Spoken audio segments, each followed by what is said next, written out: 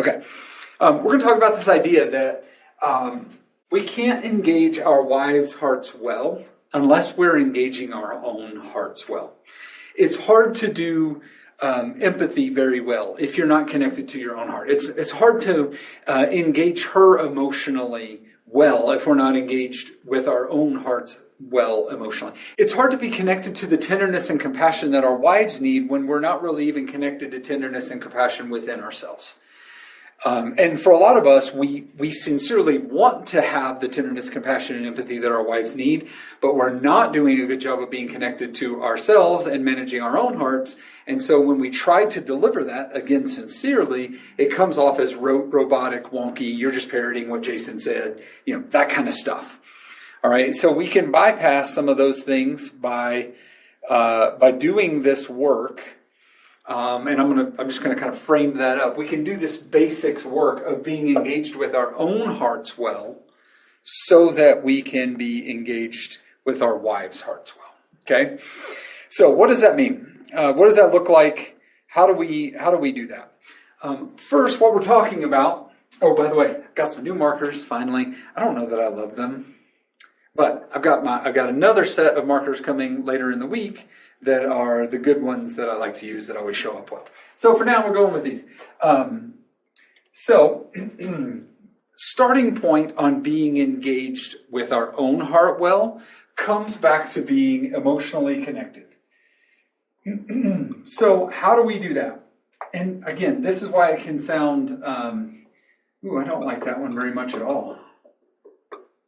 And that's not just an excuse for my bad penmanship. Being emotionally connected. So this is where it can sound a little bit condescending. It can sound trite. It can sound repetitive. All of those things. And I don't mean it to be any of that. But being emotionally connected is incredibly important. And how do we do work to become emotionally connected? That's an important question that we all have to be asking ourselves. The most basic way of doing that is emotional journaling. And if you've heard me talk about that or your coach talk about that, everybody we all take a little bit different route, to how we do emotional journaling. But the gist is at least one time a day, ideally 3 times a day, morning, noon, night, you're just connecting to what you feel, how strong of emotion that is, 0 to 10. What's the intensity of that emotion? And a sentence as to why you feel it. When we talk about emotional journaling, it's not meant to be laborious and drug out and all that kind of stuff. It's very simple. It's 3-10. I feel excited and self-conscious. How strong is that? The excitement is an 8. The self-conscious is like a 7.5. Why? Because I'm standing in front of you teaching, and I'm in my own head listening to myself teach going, is this going to land? So I'm excited to be here, but I'm also self-conscious about being here. It's a very simple, that took less than a minute. That took 30 seconds, right? The idea of emotional journaling is being connected to ourselves. Too many of us, when we try to do emotional connection, we allow ourselves to do good, fine, and tired. Or derivations thereof. Y'all have heard us talk about this. Good, that's good, not good. Good, fine, and tired don't count. Derivations of good, great, excellent, fantastic, tired, exhausted. You can't use derivations of that, okay? Good, fine, and tired don't count. So one of the easiest ways to become connect to ourselves is by doing emotional journaling. And if you're not actively doing emotional journaling, you're probably challenged at being really well connected with your wife's own emotions because you're not connected, her emotions because you're not connected to your emotions. Okay. This is also why in the check-ins we have the business about foreground and background. We talk about the foreground and the background because there can be emotional stuff going on in the foreground. Oh, these markers are terrible. What can be going on in the foreground while there's simultaneously something going on in the background? I'll give you an example of this. When I was visiting my grandmother, this is a few years back. This is just a very vivid example. I was visiting my grandmother. She was on her deathbed, so I was in the hospital with her. And I'm holding her hand, and we're talking. She's coherent and lucid mostly. And so we're in the middle of this moment in the hospital where we're recounting, she is largely recounting some of the sweet memories from when I was a little boy and spent the summers with my grandmother. And so in the moment, we're kind of like laughing, and there's some joy around some of these sweet memories. In the foreground, there's joy. In the background, there's very deep sadness because she's going to pass over the next few days. Okay, so there's like the foreground, what's going on in the now, what's going on in the background. You can have joy in the background, but pain in the foreground. So this is all about emotional connectedness to ourselves. Okay. The other thing you could add to the emotional journaling is whatever emotion you come up with, connect it to 6 to 16. Okay, so I said, I feel excited and self-conscious. Name a time 6 to 16 when you felt excited and self-conscious. I don't know, whenever I was playing high school sports and going on to the field. There was an excitedness and there was a self-consciousness because I knew people were watching and it's getting filmed and I tend to make a lot of mistakes. And so you just connect it back to that. Why? Sometimes for no reason at all. Sometimes that just is. Reminds me of a high school football game. Sometimes what you're going to do is connect it to something and go, oh, that was pivotal. That affected me. Maybe that's still affecting me today. And there'll be some linkage there that you might not have otherwise seen if you weren't doing the work of trying to connect those things.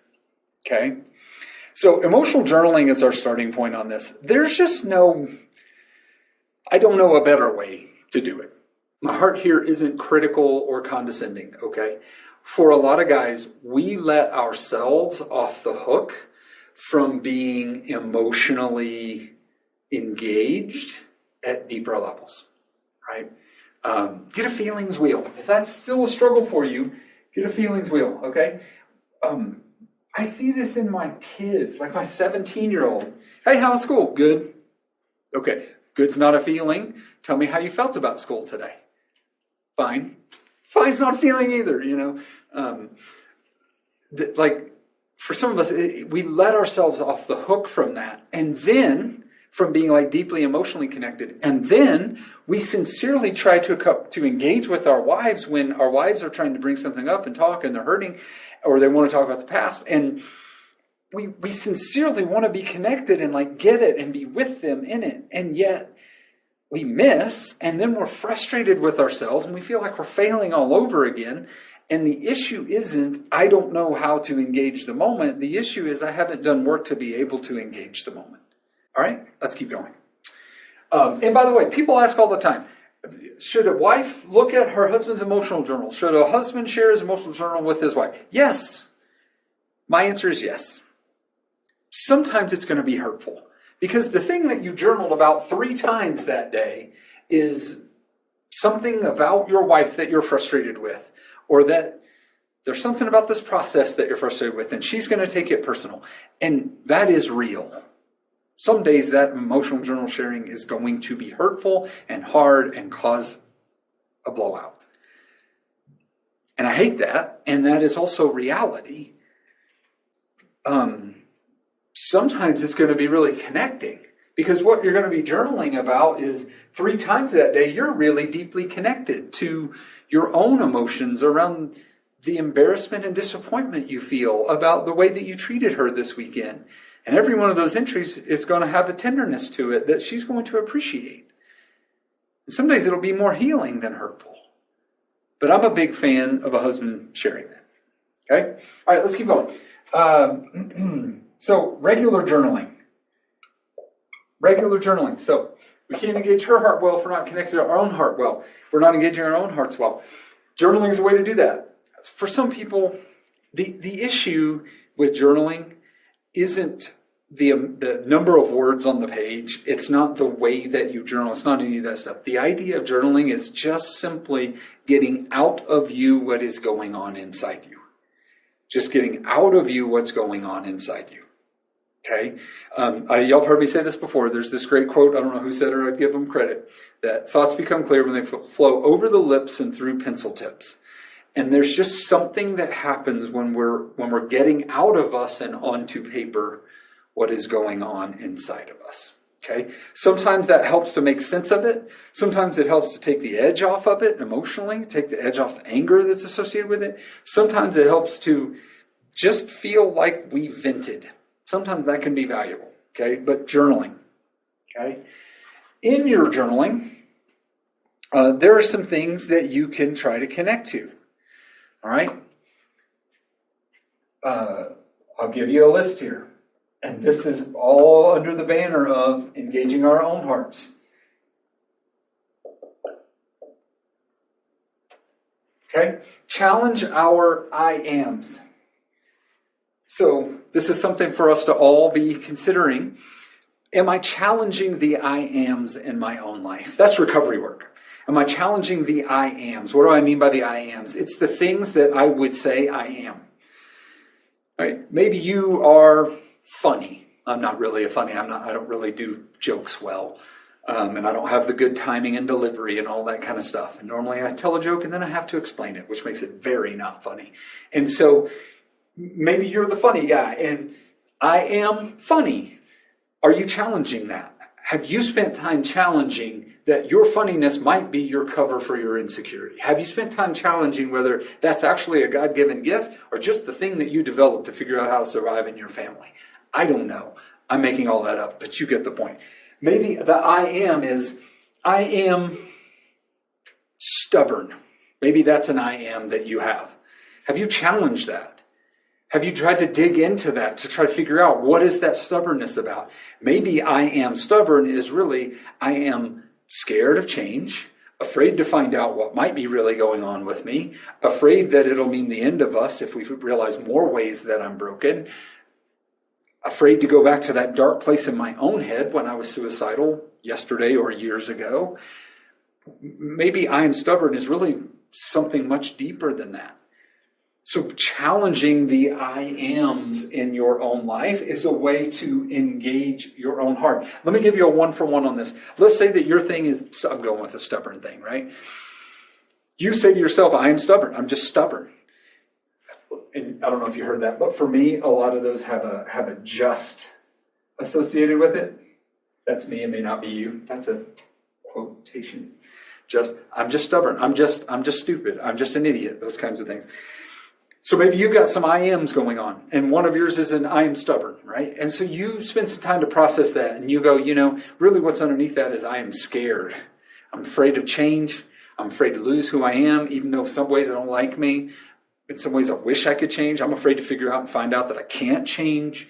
Like I'm afraid of a lot of the unknowns. That's what the stubbornness really is. And let's say you do that work in your journal and you realize that and you go, okay, that's my reality. And then fast forward and 3 hours later, you're in a conversation with your wife and she goes, you know what? I'm so scared to stay with you because I'm afraid that you might not change. I'm afraid maybe you can't change. And there's a moment there where you go, me too. I'm afraid maybe I can't change. Maybe I'm broken beyond repair. It's not a shame thing. It's like, I'm asking the question. 67 years old and I've been at this a long time and I don't know. Maybe I am beyond change. I'm scared of that too. And because you were connected to your own heart in your work, there's a moment where maybe you're able to connect to her heart because you can relate to exactly the thing that she's saying. That if you hadn't done that work, you wouldn't be able to relate to. You would hear her say, I'm maybe afraid that you can't change, and you would take offense to that. It would be criticism. It would be an indictment on you, and then you'd get defensive, and then you'd go, well, maybe I can't, and you should leave anyway. And now it's all blown out instead of being a point of connection. Okay? So, challenging our I ams or I am justs. All right? Engaging our own grief. My grief. Engaging your grief. Here's what I mean by that. For some of us, we need to actually allow ourselves to grieve. We need to actually allow ourselves to grieve that some of us, you grew up in a home where it was Care Bears and rainbows and everything was good and it was June and Ward and the Beeve, right? And What you didn't realize is what you weren't taught is resilience. You weren't taught what it would look like to face difficulty emotionally. You weren't taught what it looked like to face difficulty spiritually. You weren't taught how to have resilience and fortitude. You had a lot of really good things, but you missed out on a couple of things around that. And you're coming to terms with that today. And there may be some grief for you around, man, would have been nice if I had learned how to deal with some hard things, because that had come into play in my life. Maybe instead of acting out, I would have dealt with the hard things if I had learned some fortitude and some resilience. Right? So maybe there's some grief that you need to engage. For some of us, engaging grief means actually getting to the other side, working through the grief. Some of us have been stuck in grief. We haven't been engaging it. We've just been stuck in it. There's grief that you are where you are, that the relationship is as broken as it's broken, that you don't have the life that you envisioned, that retirement doesn't look like you had hoped for. I don't know what. There's grief that you need to engage to move through denial, anger, bargaining, hopelessness, resolution, redemption. Like, you got to press into that. And again, if I go back to this back to basics concept, when you've connected to your own grief, it's a whole lot easier to connect to your wife's grief. When I've been trying to work through the stuff that I'm needing to work through, and then Shelley comes and is like, hey, I'm really struggling with this thing, whatever this thing is, and it's grief oriented, I can be there with her. I don't have to make it about me. Man, I know. Let me tell you what I've been talking about, although I do that too often. But I don't have to do that. I can just be with her in that because I know what she's feeling. I can hear myself asking some of the same questions that I'm hearing her ask. Okay, so engaging my own grief, engaging my own disappointment, engaging my own resentments.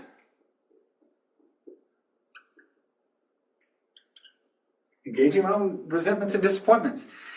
Like, are you doing work around those things to be connected to them?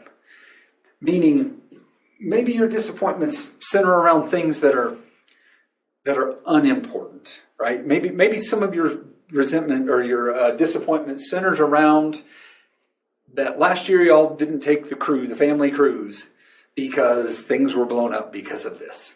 And you're just disappointed that you didn't take the family on the cruise last year.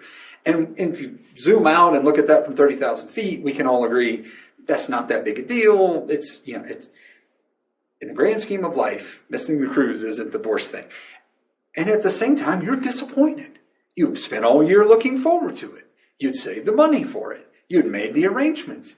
You were looking forward to getting the trinket from the gift shop, whatever. There's disappointment. And for some of us, we just need to engage that disappointment. Maybe there's grief associated with that disappointment.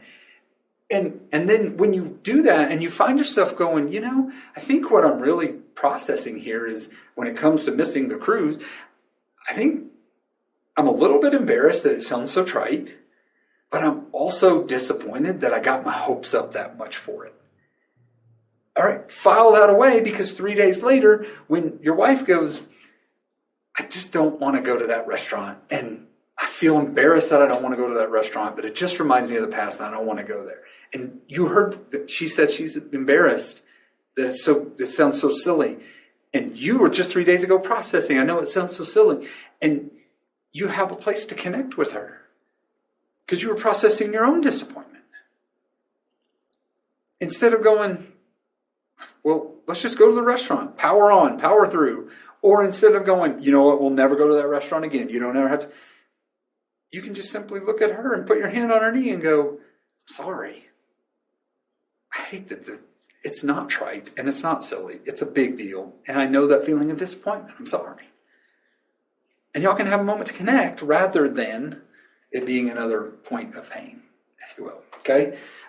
So grief, disappointment, resentments, backbones.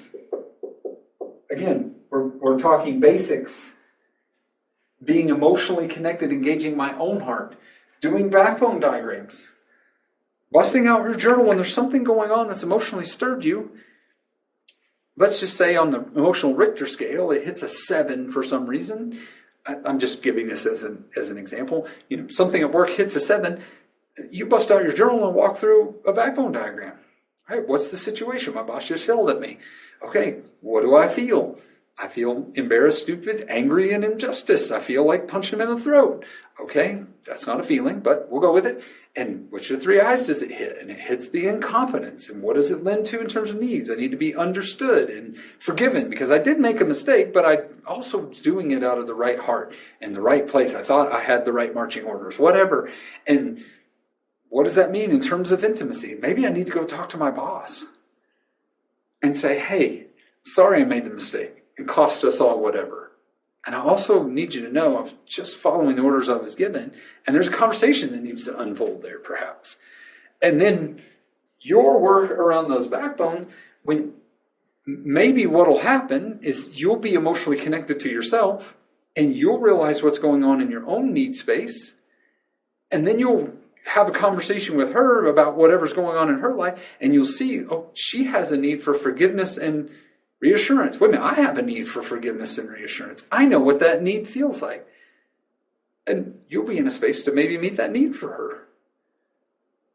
You'll be able to be engaged with her heart because you were engaged with your own heart. Okay? A couple other things and then I'll be done. We'll call that 3. Okay? Run out of room. Coming over here because I don't want to bend down. 4. When I think about this, I'll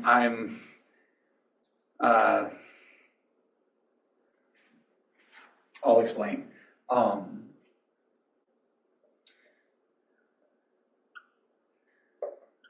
Space to calm your brain. Okay, let me explain this. For some of us, we are living in a constant state of chaos. There's something going on in recovery. There's something going on that she needs. There's something going on the kids' needs. Jason's telling me I got to do this homework. I got to watch a webinar. I got to read that book. I got to do my steps. I got to get to work. I got to somehow figure out how to take a shower and brush my teeth in the middle of all. And it's like that's constantly happening, and it's just chaos. And for some of us, we need to have a conversation with our wives where we say, "Hey, I'm going to start parking at the end of the street." And if you used to do something like this in your addiction, you got to find something else, okay? So almost we need to say, I'm going to park at the end of the street so the kids don't see me and start going nuts and the dogs don't start barking. And I'm going to take 10 minutes before I pull in the driveway to sit, breathe, reflect, and like try to connect. And maybe that you just need some space for a few minutes for your limbic system, your nervous system, to calm and for your brain to just slow down for a second. And maybe the end of the street is a bad idea. Maybe it's after you all get up in the morning and get the kids off to school, you're going to take 10 minutes in y'all's bedroom in that yellow chair and pray and read and meditate. I mean, let's add that to it, right? Read, meditate. I don't mean read like hobby reading. I mean, like you're reading something that helps you be grounded.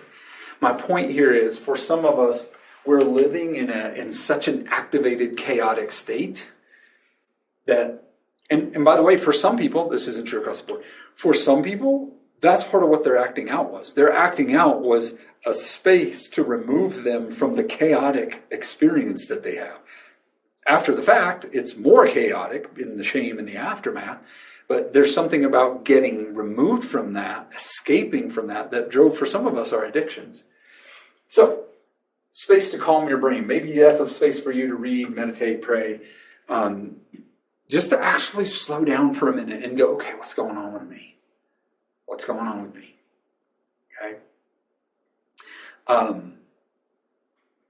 Yeah, and then last thing, under this same banner,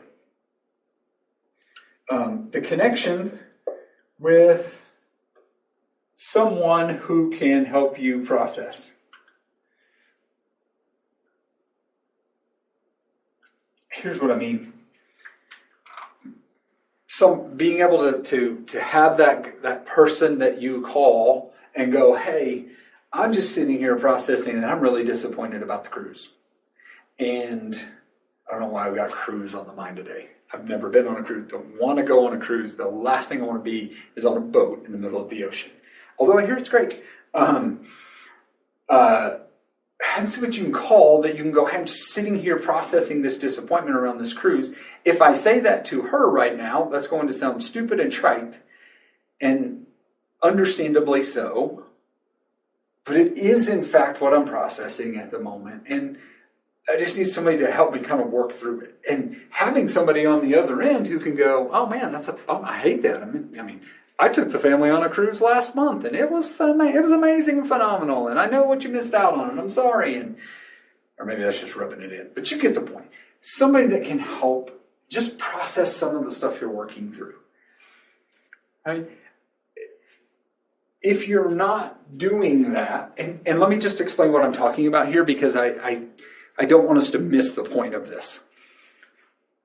When you process with someone in that way, you're learning what being reflected that experience is like. Okay? And sometimes we do that. Right? As coaches, sometimes we're doing that reflecting. Sometimes we're not doing a very good reflection because we're helping you process the wonkiness of some of those things, right? And so it feels more like criticism than it does just processing.